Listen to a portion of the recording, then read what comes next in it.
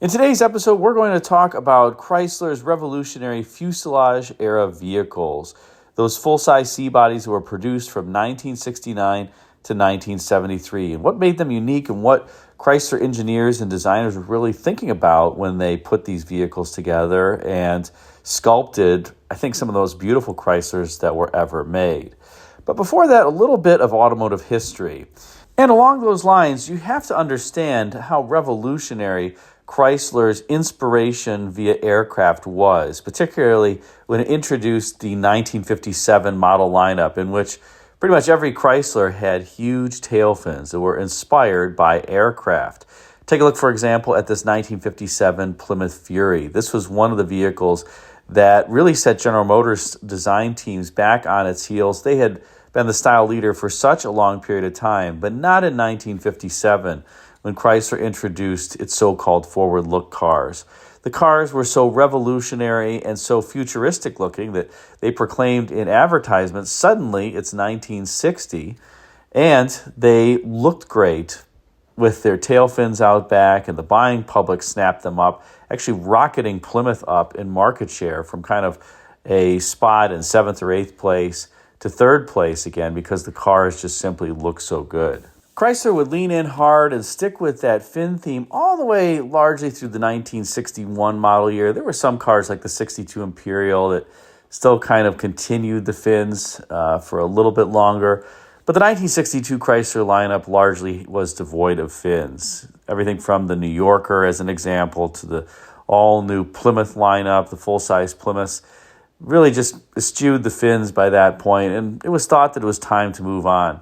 It's kind of interesting because Chrysler had sold in 1960. They actually put out quite a few advertisements saying that the fins helped with directional stability, and they showed a advertisement where an individual was showing a boat and what happens in the water when it doesn't have a rudder, and then they made the analogy to it was very similar to your finned Chrysler in 1960 and how it was going to help you with directional stability. Well, that was kind of a farce, and you can't really compare a boat without a rudder to a car with no fins or with fins, but I guess I wonder what Chrysler advertisers thought when they took the fins away. Yeah, in any case.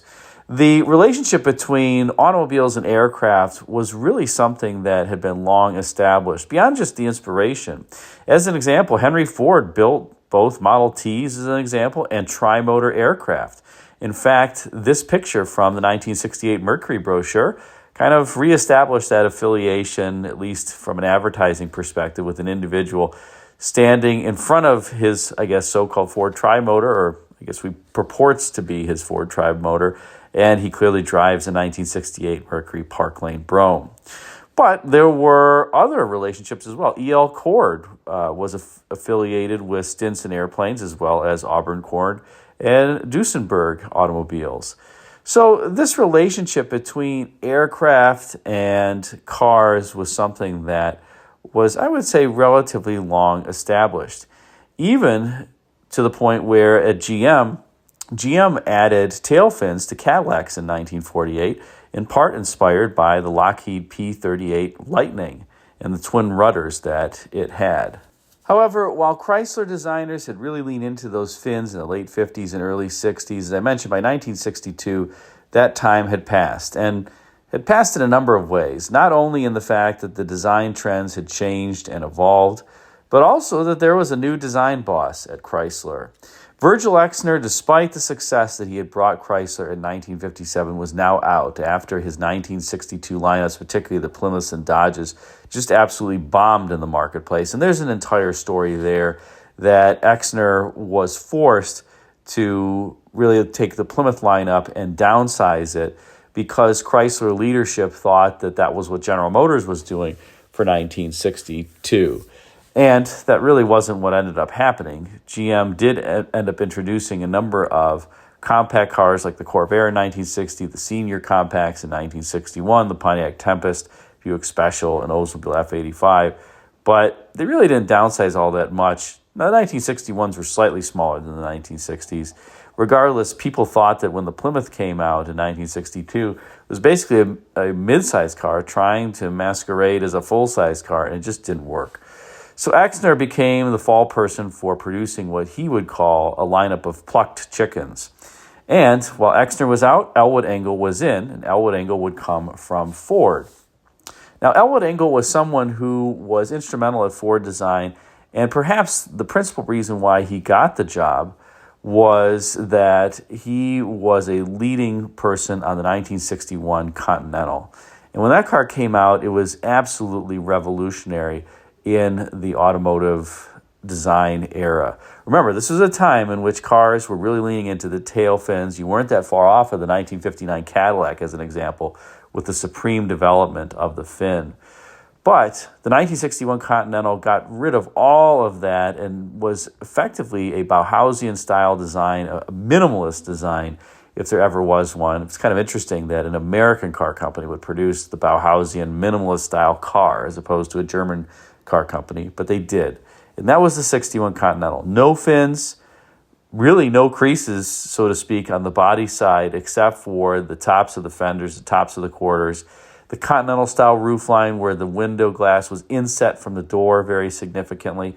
That was the styling leader, and that was the next car that really put the industry back on its heels.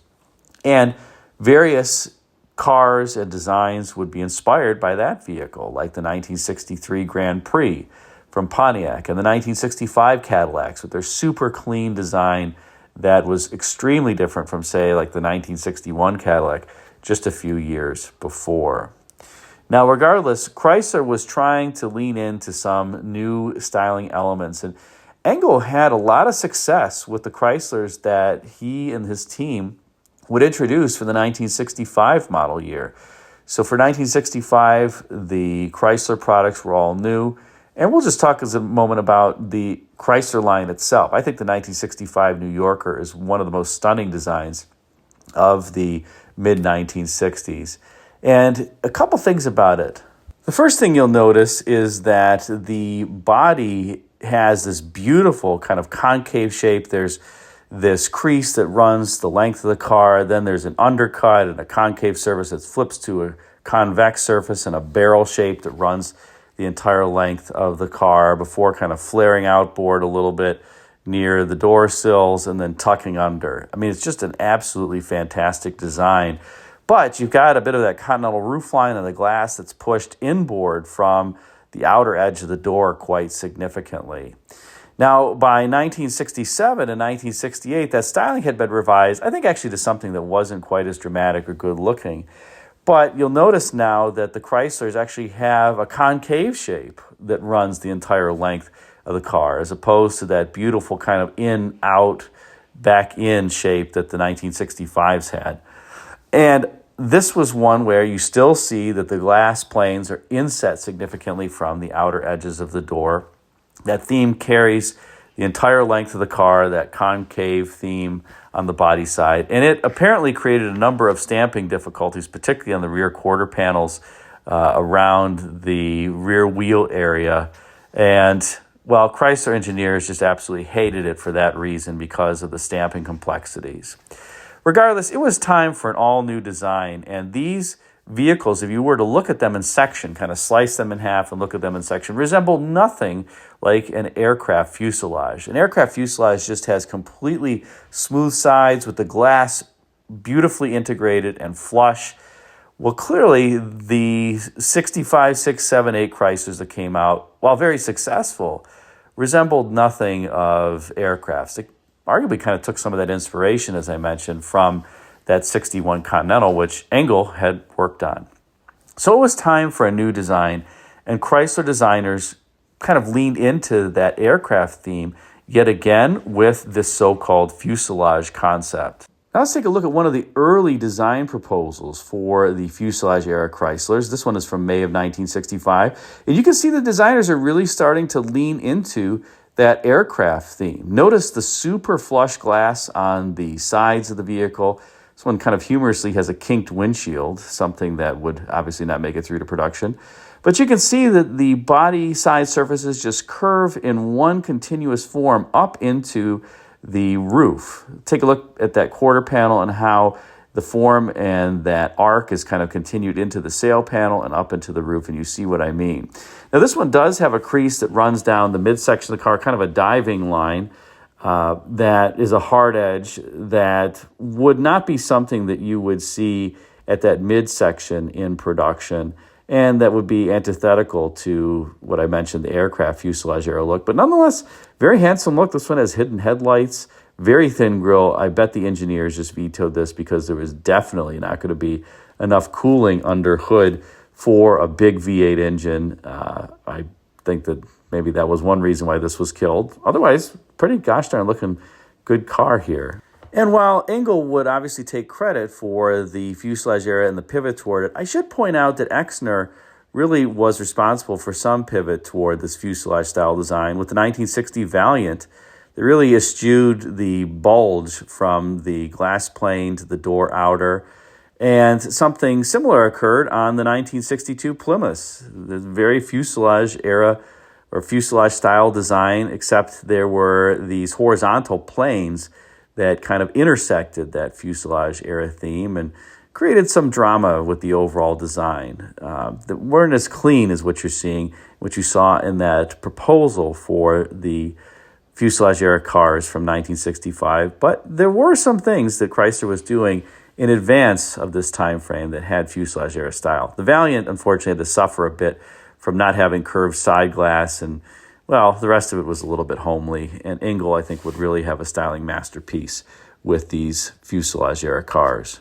In any case, back to the fuselage-era styling proposals, you can see with this next variant that was from March of 1966 that the shape is really kind of coming into form here, and well, you got a lot that would make it onto the 1969 Chryslers. You still have that flush side glass, have a little bit thicker A-pillar than what was on that clay model that was proposed. The kink in the windshield is gone. But you notice you do have that very smooth and clean body side that I was talking about before that obviously would make it through to production. Now, one humorous anecdote about the fuselage era cars was that the full-size sedans, the ones with the B-pillar, were cars that Chrysler management insisted had to have higher roofs than the four-door hardtops.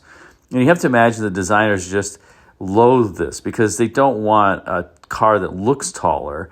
They kind of want something that looks longer, lower, and wider. And so as a result, in order to make the four-door sedan in particular look appropriate, Chrysler designers decided to make the rear quarter panel extremely long to help minimize the kind of overall chunkiness and heft of the roof. And that's really why these cars look so long from that rear three-quarter views, because the quarter panel was so large as designers were trying to minimize the look of that four-door sedan and that tall roof line associated with it. And that's also why these cars were very long, at 225 inches long for the Chrysler variants, and they rode atop 123 and a half inch wheelbase. That was 5 inches, that 225 inches in length was about 5 inches longer than the 1968 cars. And again, that was to try to make the four-door sedan in particular look like it didn't have an overly tall roof. One of the great consequences of that overall length is that it gave these cars a 22 and a half cubic foot trunk volume. So you could fit anything in the trunks of these vehicles. 6 golf bags easily, probably even 8 golf bags. I mean, just a crazy amount of space because that trunk was so long. Now, an important thing about the fuselage era design and what it gave these cars was that it gave them a lot more interior room. And this is one of the reasons why this shape is used on aircraft, not just for aerodynamics, but also because it's very efficient in terms of usage of space.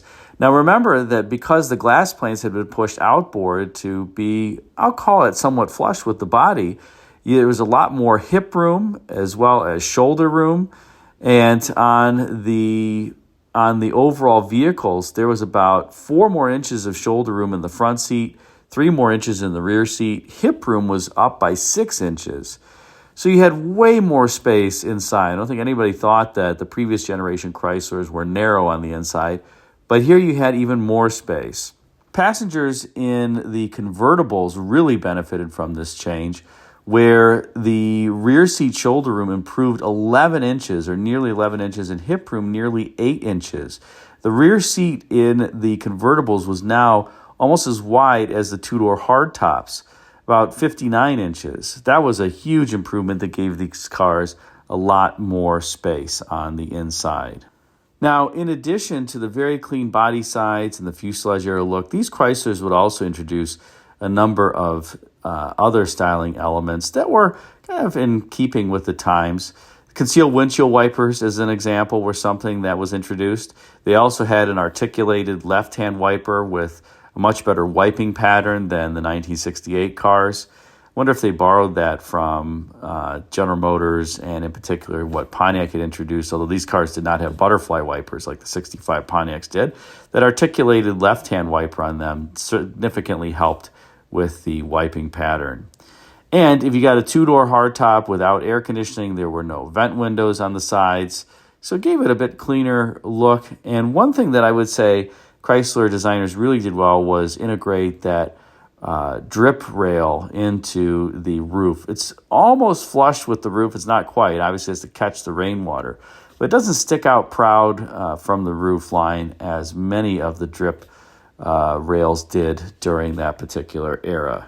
Now, because Chrysler management was ever vigilant on cost, and they had to be because the early 1960s were not kind to Chrysler. They knew what it meant to have to pinch pennies. The tooling budgets for these cars weren't all that great. And so, as an example, the Imperial and Chrysler began to share more components. The Imperial was really kind of a warmed over Chrysler from a styling standpoint. It did have a different front end, did have a different rear end, but the roof panel and the side glass and a lot of components were shared, even more so than they were beginning with the 1967 Imperial. And beyond that, some of the roof lines and backlights were shared. Take, for example, the backlight and roof line on the coupes between the Dodge and Chrysler studio. Now, on the Dodges, the 1969 Dodge Monaco, as an example, from the rear three-quarter view, is quite handsome. But if you take that and then you look at the 1969 Chrysler, as an example, New Yorker or Newport two-door, particularly the vinyl top workout, it has these little peaks at the bottom edge of the C-pillar that had to be put there because of how that roofline just kind of interfaced with the rest of the body. And designers hated that two-door roofline. It would go away and would be remediated with the 1972 facelift. And there was, in that case, just kind of a nice smooth sweep that looked good from all angles. But that was one of the compromises that designers had to make on these vehicles. Now let's take a look, for example, at one of the styling standouts of the fuselage era. I think that's the Chrysler 300, this 1969 300, with this big loop bumper front area that the grille is inset within that loop bumper. It just makes it look extremely wide. Loop bumpers were very popular on these fuselage era cars, and indeed across the entire industry, particularly as Ralph Nader had pressed for increased automotive safety. They made the car look like the bumper was much more functional and, well, it wasn't really, but it made it look that way. The 300, though, I just love the overall front-end theme. You, of course, on the 69s have this beautiful crease that continues from the bumper rearward and then kind of loops up around the rear quarter glass on the coupes and on the coupes. And then also you have, for 1969 only, 300 spelled out in block lettering on the quarter panel. This was basically cut for 1970 because of cost. You can imagine each of those letters to apply, and the letters themselves were rather expensive, and Chrysler management bristled that designers would do that. Imperial had something similar, but that was an Imperial, and this was just a Chrysler. You couldn't spend the extra money on the Chrysler, and so, again, that was gone for 1970. But back to the loop bumper for a second. As I mentioned, that was something that was really in vogue for designs during this time frame. You saw it on the fuselage era Chrysler. You saw it in cars like the 1968 Riviera, as an example. But the other thing about this loop-style bumper is that Chrysler took it to the other extreme, not just having it on the front of the car, but also having a similar theme on some of the rear of the vehicles too. So take a look, for example, at the rear end of this 1969 New Yorker, and you'll notice that designers added some brightwork moldings above the wall-to-wall tail lamps, and that gave you the look of having a loop bumper in the back when in fact you didn't. So you had the loop bumper in the front, the loop bumper in the back. I guess loop bumper was just super popular. And like I said, it was popular in the industry. Also, late 60s Chevrolets had loop bumpers too. So it was just kind of the craze of the time. And I think that overall it looks good. And especially on the front of these cars with that relatively narrow grille, there's not much vertical height to the grille. And so the loop bumper and the wall-to-wall grille just helps accentuate the width of these cars, which is exactly what you need because they don't look wide enough and they aren't wide enough at almost 80 inches wide. In fact, these cars are so wide that there really are no wheel arches, so to speak of. And that was because the wheels were relatively inset from the wide body. If the designers had put wheel arches on here, it would look even more like a hippo on a bar stool. So they just basically left them off. And it gave them clean body sides too, so it looked good overall. Now, as time would march on, various pieces of trim would be added or taken away. And the front ends of these were revised for the 1973 model year to incorporate the 5-mile-an-hour impact standard up front. And they came with big bumper guards in the front and the rear. And that really diminished the fuselage era look, I think, unfortunately. The 73s just don't look the same or as good as the 69 to 72s. They still look halfway decent, but oh well. I do think one thing that was kind of humorous is I mentioned the 1970 Chrysler 300 would get rid of that block lettering on the quarter panel. But for 1971, the 300 would be back in terms of the lettering on the fender, just aft of the wheel. Although it wasn't individual letters. There was the 3, there was a block of letters, and then 100 was another block of letters.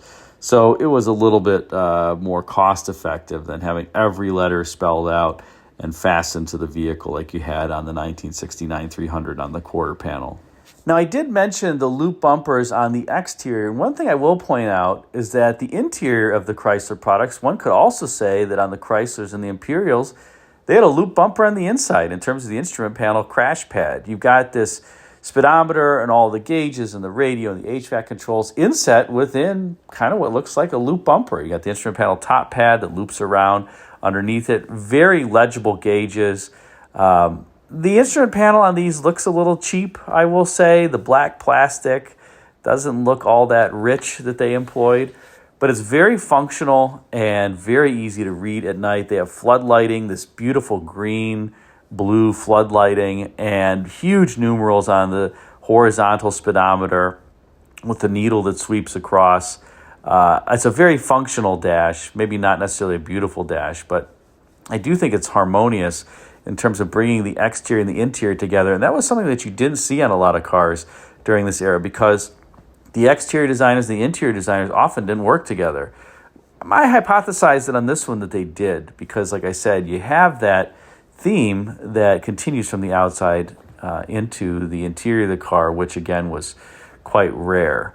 And the interiors on these were a little bit cheap, a little bit chintzy. I think Chrysler tried to save some money, I would say, in terms of how these cars drive.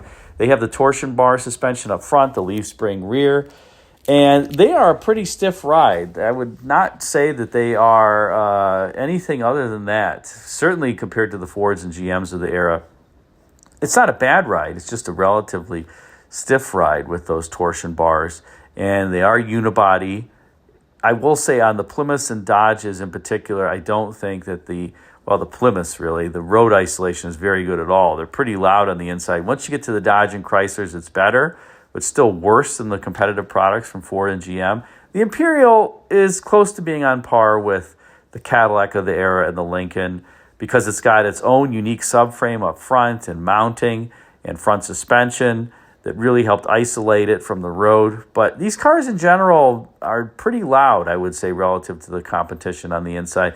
Chrysler, I think, cheaped out a little bit on the sound insulation, the sound deadening, while Ford and GM did not. They were really taking pride in making their cars significantly quieter. And those that era vehicle from GM and Ford rides very nicely. The 69 full-size Fords, when those were redesigned, came out. Beautiful riding cars, very quiet. The 65 to 70 from GM is also quiet, but the 71 generation is even quieter.